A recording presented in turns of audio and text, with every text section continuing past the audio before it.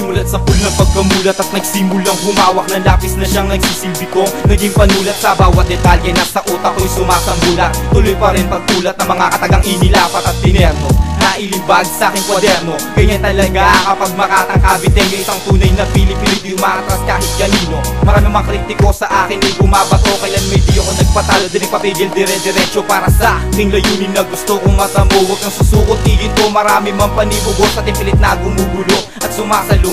Datapwat sa kayamanan ay sala, ito'y hindi hadlang sa pag-abot ng mga pangarap. Magsumikap sapagkat sadyang ganyan lamang ang buhay. Matutukas mo ba'y balang araw maaabot din ng tagumpay. Kung may hangarin kang dapat tapusin, ituloy mo lang. Huwag mong gawing bahala, iisang tabi na lamang. Katulad ko, tulad nila, tulad ng karamihan. Huwag mawala ng pag-asa at buong pusong ipaglaban. Kung may hangarin kang dapat tapusin, ituloy mo lang. Huwag mong gawing bahala, iisang tabi na lamang. Katulad ko, tulad nila, tulad ng karamihan. Huwag mawala ng pag-asa at buong pusong ipaglaban. 5 taon ko nang hawak ang lapis upang mataguyod at masuyod ang liwanag, tuluyan mong makalisod. At kahit kailan man hindi sumagi sa isipang kalimutan na lamang at tuluyan ng tumalikod sa mga hangarin kong mapanugat sa puso. Malimit na magbago, balot sa sisit pagkatalo. Ngunit huwag niyong ipagtaka ang aking kapalaran. Sadyang pangarap lamang mapasama ang pangalang, kilalanin ang ilan at balang araw mapasulat sa mga talaan na may businag sa pagsulat. Pag lumapat na letra, umuusok na masigabo dahil sa gustuwang maging makatang Pilipino at hindi iniisip ang hirap gano'ng mang kainit para lamang makamit ang matamis na panaginip. Kahit sino may pag-asa, madamot man ang tadhana, ibuhos sa makakaya upang makamit ang ginhawa. Kung may hangarin kang dapat tapusin, ituloy mo lang.